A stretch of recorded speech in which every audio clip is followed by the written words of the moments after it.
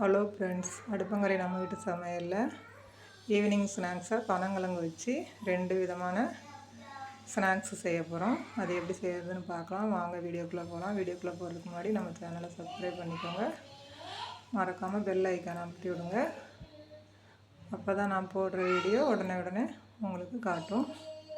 இப்போ இதில் வந்து இந்த பாதி கிழங்க நம்ம பல்ஸ் பண்ணி எடுத்துக்கலாம். பாதி ஸ்வீட்டாகவும் பாதி காரமாகவும் எப்படி செய்யலாம்னு பார்க்கலாம்.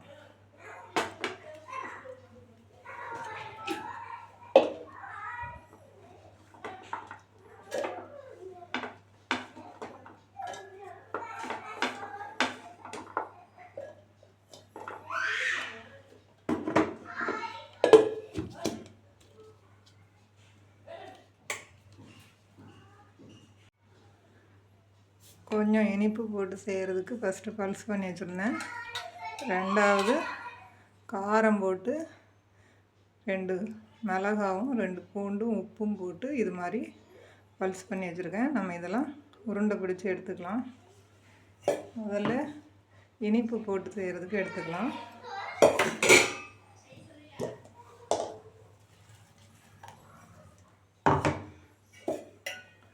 இது கூட கொஞ்சம் தேங்காய் துருவல்,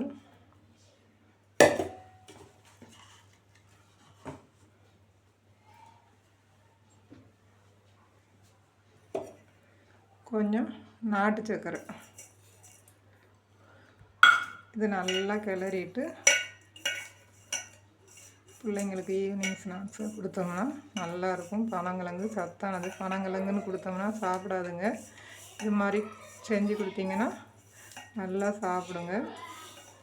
இப்போ நம்ம இதை வந்து உருண்டையாக பிடிச்சி எடுத்துக்கலாம்.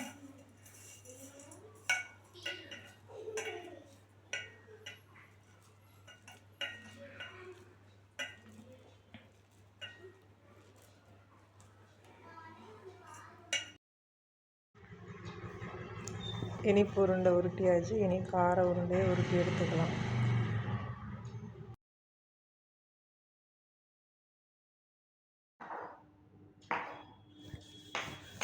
கிழங்கு அவிச்ச உடனே பல்ஸ் பண்ணதுனால கிழங்கு கொஞ்சம் பிசுப்பாக இருக்குது.